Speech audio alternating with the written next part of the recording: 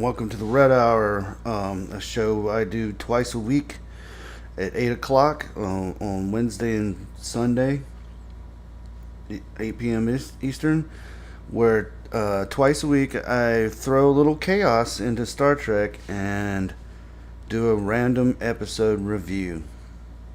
So, uh, last episode I talked about the Omega Glory and about how they had like a copy of the Constitution and the American flag and stuff like that. And I forgot to mention in that episode that it's like, where do they get that stuff? Where did they get that? So anyway, but today's I guess it's possible that some sort of United States probe, at some point landed on that planet or something. I don't know. I mean, but the question remains anyway. So tonight's episode is season 5, episode 6 of The Next Generation, The Game. Now this is one that season 5, if you look, it's got a lot of good episodes. There's Unification 1 and 2, I think. There's a lot of good ones. I didn't look at the whole list, but seasons 3, 4, 5, and most of 6 and 7. I mean, 3, 4, and 5. That's where TNG is like on point. And it's good evening, everyone. Welcome to. So those are the good seasons. The problem is hello DJ Play Nice, good to see you. And then it's season 7 it kind of falters a little bit, even some of season 6. But the game is one of those episodes that are not that good. But we're going to talk about it anyway because that's what I've been doing. So it starts off with Riker, and he's like chasing around the room this hot redhead alien chick, and basically she has his comm badge, and he's wearing like a robe or something, and she's got this little dress, and clearly they've been fooling around. But she chases him down, or he chases her down, and they're on the bed, kind of chuckling and blah blah blah. And all of a sudden, she takes this thing and puts it on Riker's head, and he's like, "What is this?" And she says, "Well, it's a game." And you see this visual, what he's seeing. Because the game has like 2 little pointy things that you basically look into. Sorry, I'm tired. I've had a long day, and didn't get much sleep last night. So anyway, so you see like this what looks like a checkers board. And out of the checkers board comes this like frisbee looking thing, and like this little tunnel or wormhole looking thing. And she's like, "You got to get the disc into the tunnel." And he's like, "Well, how do I do that?" Because there's no controllers, so presumably you do it with your mind. And she's like, "Oh, you'll figure it out." And so he gets the disc into the tunnel, and all of a sudden he's got like this big smile on his face, like he just, you know, busted a nut or something. And that's the way it is. That's the way you see it depicted, basically, like you're gonna orgasm, basically, throughout the whole episode. And we'll get to some of the more awkward moments, I thought. So, and they, at some point, they mentioned that he's on Risa. So that's where he's at. And so that's the teaser. And then you get Riker visiting the engine room, and Geordi's there, and he's like super busy. And he keeps talking about how busy he is, and then in comes our guest star Ashley Judd, but she's called Robin in this episode, and they do mention that some new personnel has entered on the ship, and there's a lot going on and stuff like that. And so he briefly talks to Ashley Judd, to Robin, and then she's like in the engine room doing some kind of something. I don't remember. There's no real B plot to this one. It's all just one plot. They're on their way to do some kind of something, but it doesn't matter, and you don't see it anyway. And so he goes to Geordi and he's like, "Hey, you really got to check out this game I brought back from Risa." And Geordi's like, "Well, you know, I'm too busy right now. Maybe later." So then he goes to 10 Forward, and Troy is there eating ice cream, and it's chocolate ice cream with chocolate fudge and chocolate chips. So very a lot of chocolate there. And she's he's wants to tell her about the game, and but she does this little speech about chocolate and how great it is, and how you got to eat the ice cream, and it's like a little ceremony where you take the fudge and, you know, all this stuff. And it's kind of like, it's kind of sexy, at least for her. You know, back in the day, I thought she was hot as shit. So she also so she's like, "Okay, you know, tell me about this game."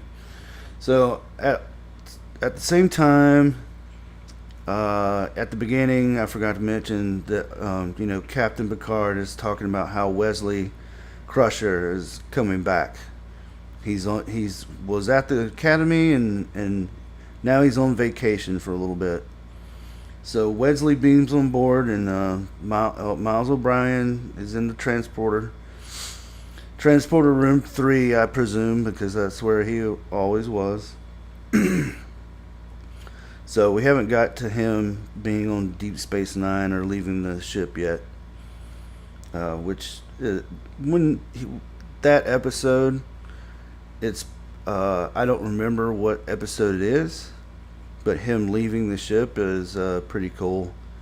It's kind of like there's a episode of Voyager where not Tuvok, Neelix leaves the ship, and Tuvok, for the first time ever, like, kind of acknowledges him as like a colleague, and does this little foot dance thing, and it's kind of touching, you know, even though Neelix was as annoying as shit, but, you know, he kind of grew on you after a while. So Wesley beams on board, and he's like, "Where is everybody?" And you know, O'Brien's like, Well, they're in the observation lounge. They're having a meeting. And he's like, do you think it would be okay if I just stopped in for a minute to say something, to say hello? And he's like, I don't know. Let me find out. And he contacts them, and Worf answers. And he's like, I guess it'd be all right, you know. So he goes into the briefing room, and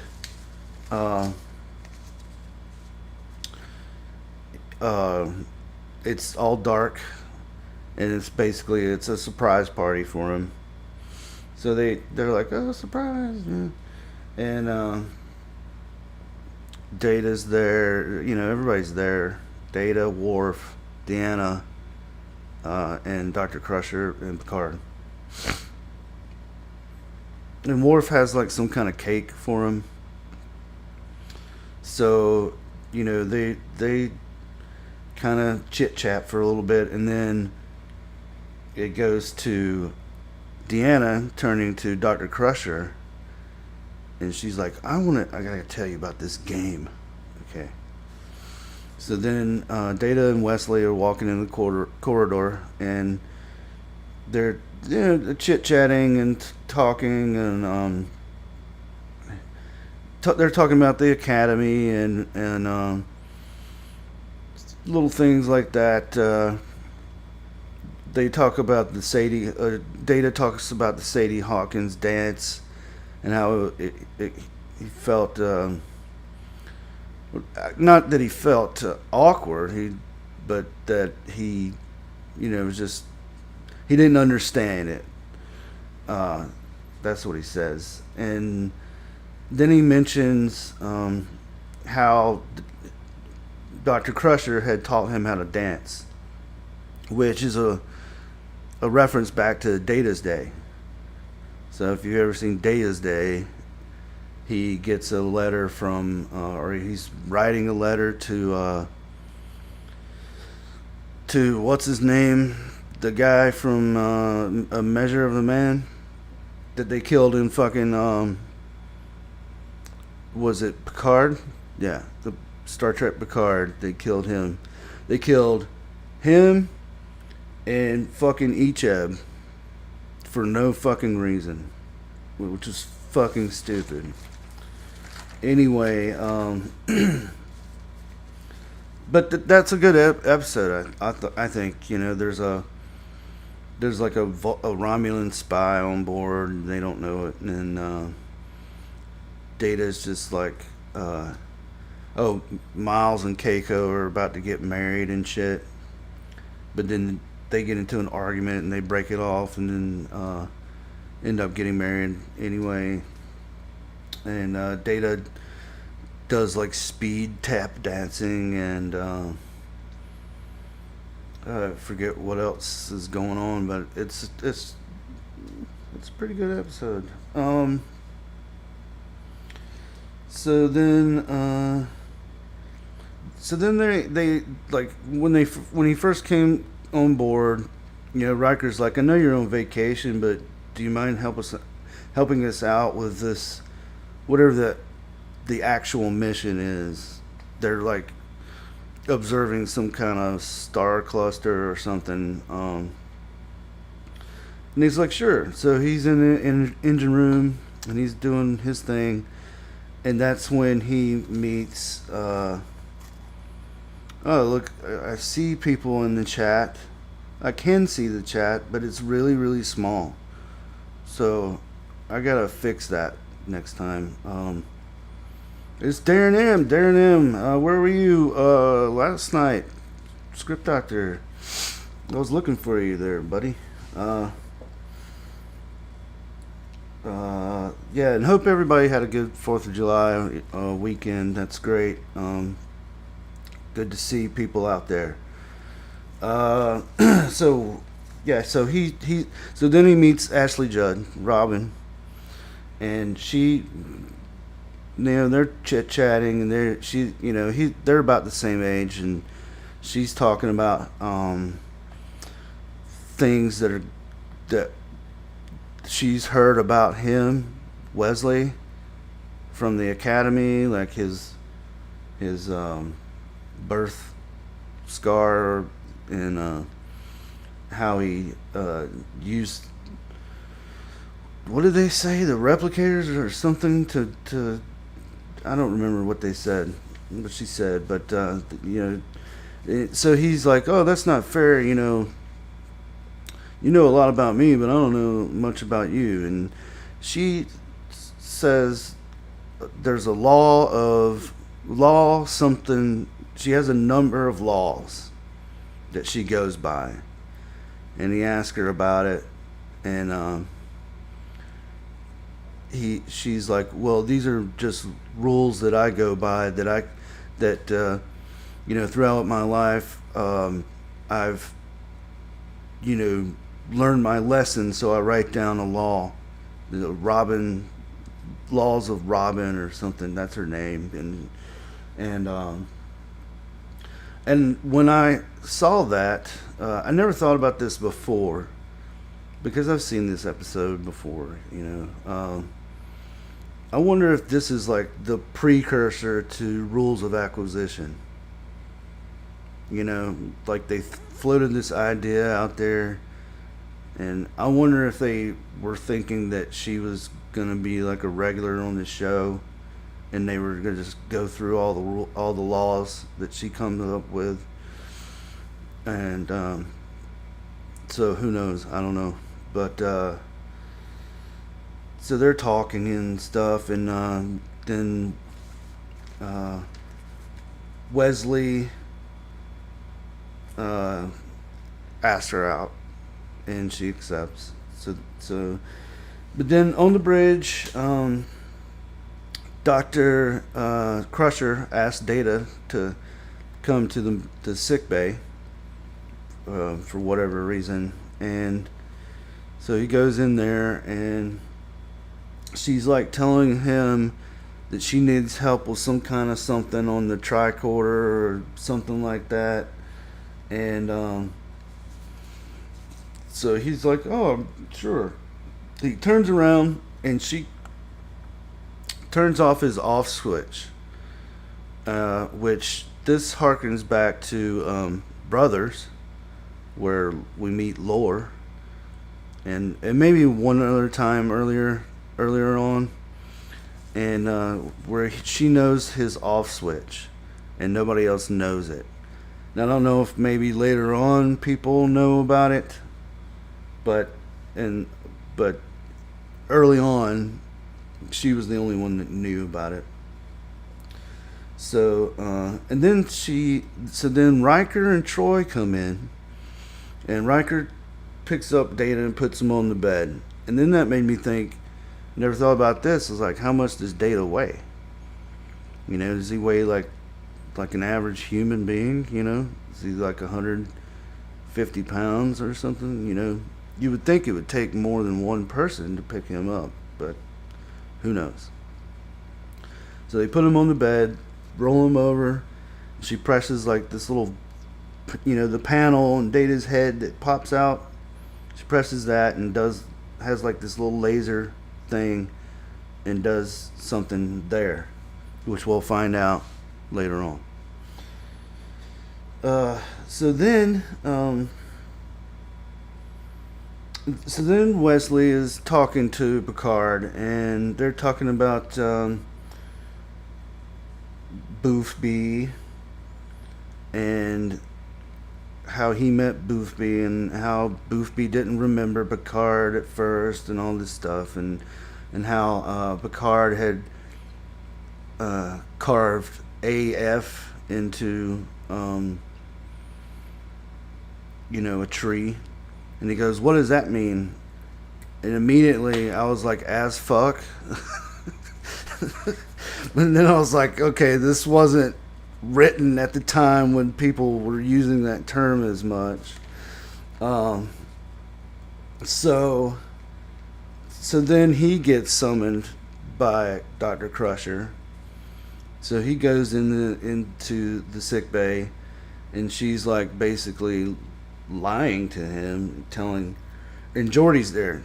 Geordi wasn't there before, so Geordi's there, and she's like, I don't know what happened, and So he's like, puts Jordy on the job and tries to figure out. And I guess, of course, the reason they're doing this is because obviously Data wouldn't be affected by this game. So if they're all, because later on everybody's using the game because it's addictive. And spoiler to a 30 plus year old episode. Anyway, so yeah, so they don't want Data to find out about all this, because otherwise there's the end of the episode. So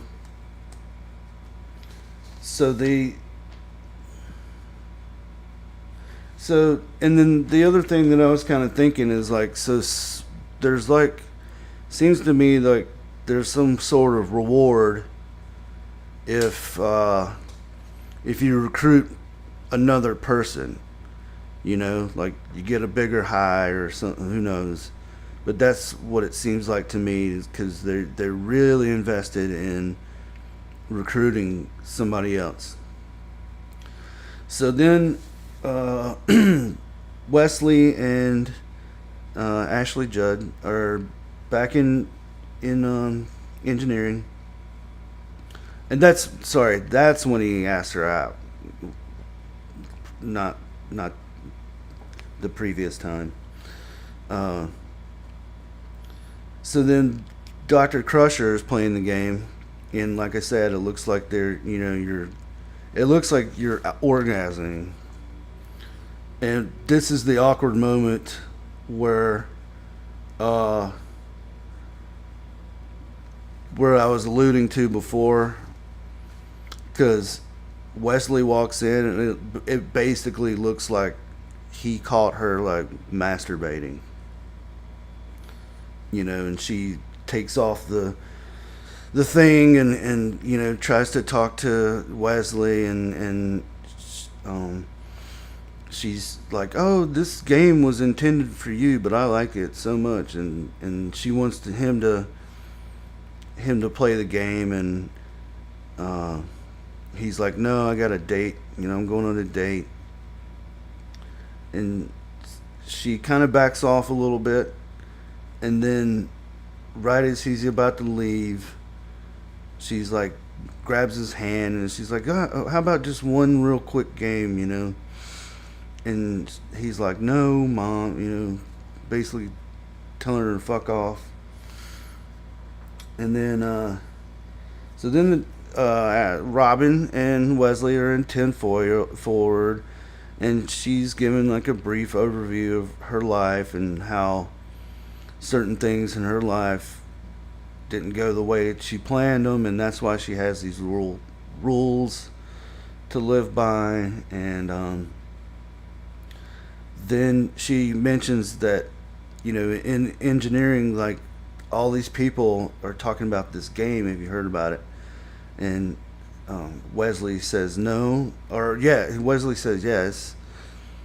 And she's like, well, have you tried it? And he's like, no. I kind of want to know more about it before I play it. Which I get. I mean, we have gameplay trailers. We have YouTube reviewers and stuff that would, okay, I'm not just going to go throw $60 away on a shitty game or something. Now, obviously, they're not paying for it. And the question I had is, they have to replicate it. So when they're replicating it, whatever it is that's giving these people a high, wouldn't that show up on the replicator? Like, because whenever a new thing, you have to program the replicator. So wouldn't that show up, and wouldn't they see that and be like, hey, that's a psychotropic drug? So I guess the writers didn't think about that, but and I didn't think about it, before. But as I'm rewatching it, that kind of came up in my mind. So they go to a part of the engineering and basically hook this thing up to the computer and run a simulation. And they realize that it is a psychotropic drug in there, and over time you become addicted, and eventually it's going to affect like your ability to do your job and shit like that. So Wesley goes to Captain Picard and tells him about it, and explains the situation. And Captain Picard says, "Well, I'm gonna do an investigation."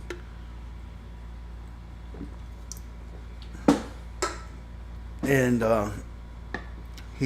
Wesley walks out, and Picard is like sitting like this, and then he turns around and he puts on the thing, and dun dun dun, So so then you go back to ten forward.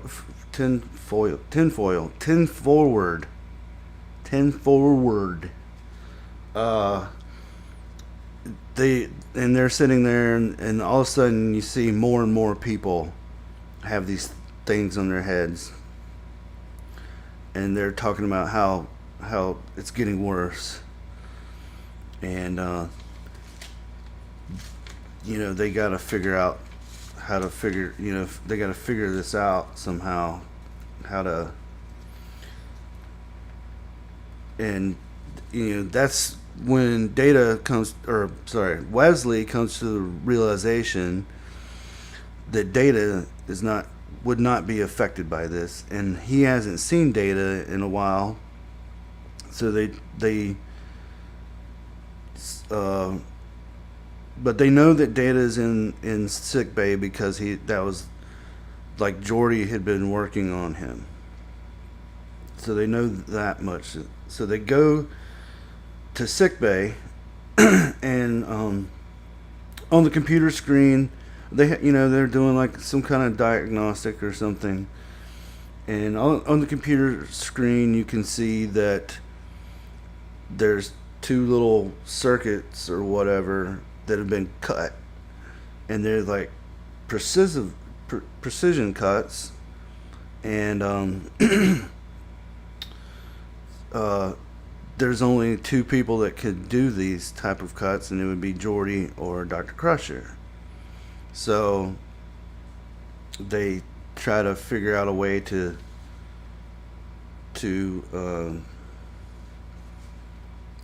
how we're gonna fix this. So then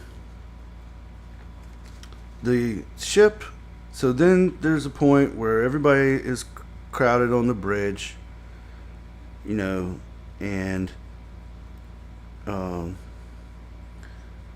they rendezvous with a ship, and then you see the captain of the ship is another one of the aliens.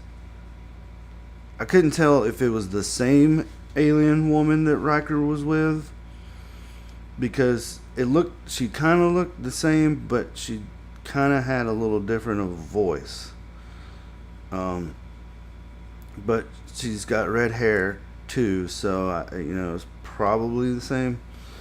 But it's the same alien that Riker was with on Risa, or at least the same race. And she's like telling them, you need to branch out to these other places and spread this game around. And then once you do that, you'll be rewarded. So then, back in engineering, Wesley is there with Robin again, and he's like, I came up with a site-to-site transport thing, just in case something goes wrong. And he looks at her, and she's got this like like dead-eye look in her face. And he's like, Robin?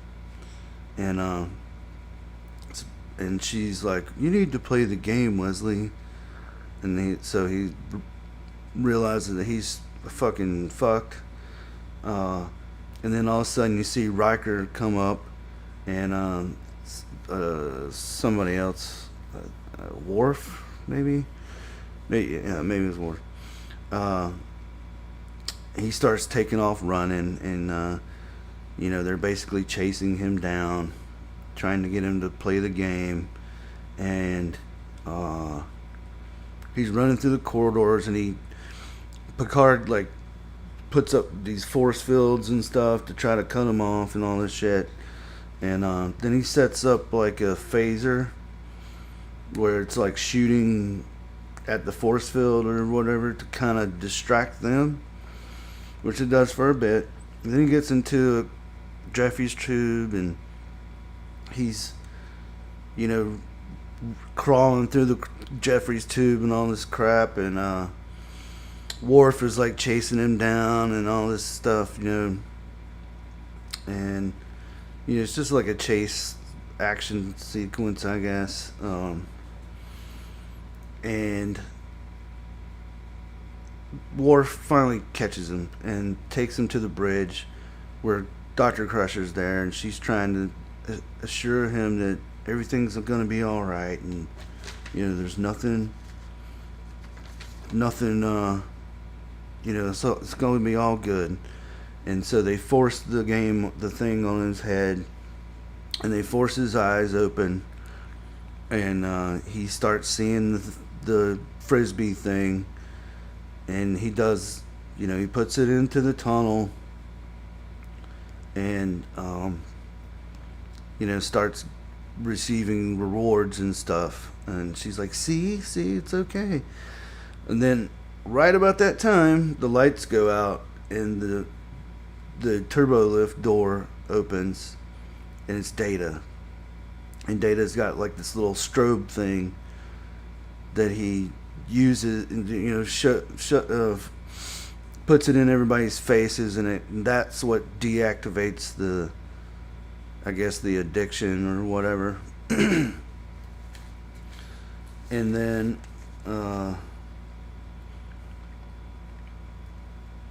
and so that's pretty much the end of that.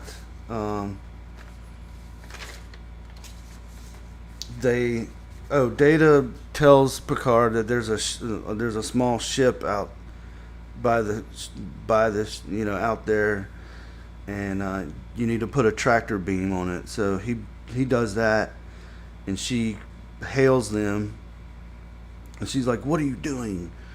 And he's like, "You tried to steal my ship," And they kind of figure out, her plan was trying to take the ship and maybe take over. They don't really get into it. So, take over. I asked AI to kind of summarize this plot, and it basically said that they kind of wanted to take over the Federation or something. So it's, I don't know. So he says that he's going to drop her off, or her ship off, at the nearest starbase. And we've seen this before, where somebody like gets caught doing something, and they take them to the nearest starbase. And I've always kind of assumed that means they're going to be thrown in jail or go on trial or something, but they never really say. And from what I thought, Starfleet is in charge of this starbase, that it's not a civilian starbase. But, maybe I'm wrong. I don't know. Maybe it's a combination. So, Wesley is in Robin's quarters, and they're holding hands and kiss, and they hug, and he's about to leave and go back to Starfleet Academy. And she uh, she gives him this book, and it's her laws, and he comes up with another one and says, just because we're light years away doesn't mean we can't still be friends. And she's like, well, will you write to me? And of course, we never see her again. That's the way these romances work. And so I was struggling to rate this one because, like I said, I never really liked it. And Wesley episodes, or Wesley-centered episodes, are not that good. They're like Troy-centered episodes. There's maybe one or two that I would say I like, or at least don't hate. This is not one of them. So I went with like a 4.5 out of 10. I don't know. But that brings us to the portion of the evening where I choose the next episode. But real quick, I want to see what you guys are saying out there. So DJ Play Nice says good evening, good evening.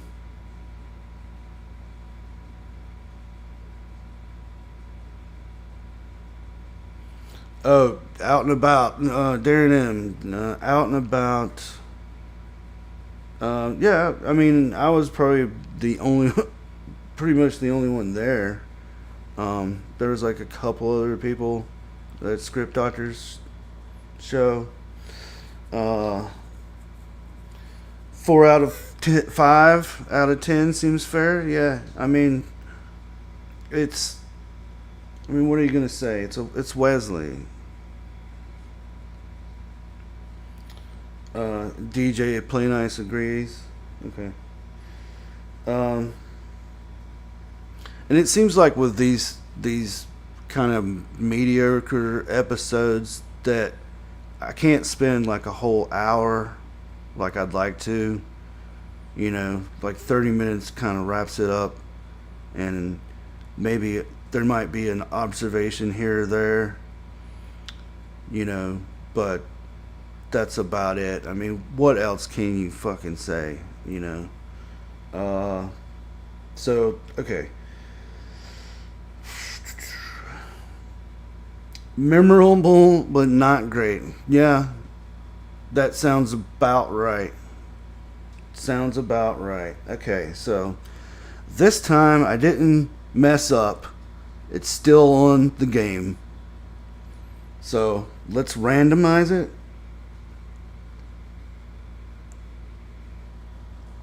And see what we got. Oh, it's another TNG. Oh, thank God. It's not Voyager. Okay, so now we're getting a little more randomized. That is Future. Okay, TNG season 4, episode 8, Future Imperfect. If I remember correctly, that's when Riker, that's when that little kid has Riker thinking that he's his father, and then there's also the Utamalock shows up in this one. At least I didn't get Voyager again. Hey, Michelle Ferry. Michelle Ferry was at Script Doctor's show last night. Good to see more people in the chat. So there is a delay here, so I'm watching myself talk to you guys, and it's weird.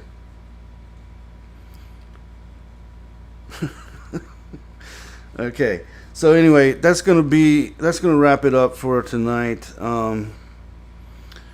I'll be back Wednesday night, 8 p.m. Eastern Standard Time. We will talk about Future Imperfect.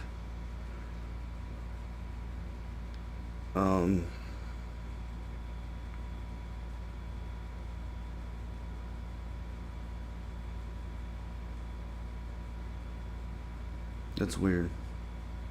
It's weird watching this delay. Sorry. Anyway, have a good night, everybody. Thanks for all the people that showed up in the chat. Thanks for people that show up or that are lurking. If you are out there lurking, thanks for people that watch this in the future. If you do, and I will see you guys on Wednesday. Good night.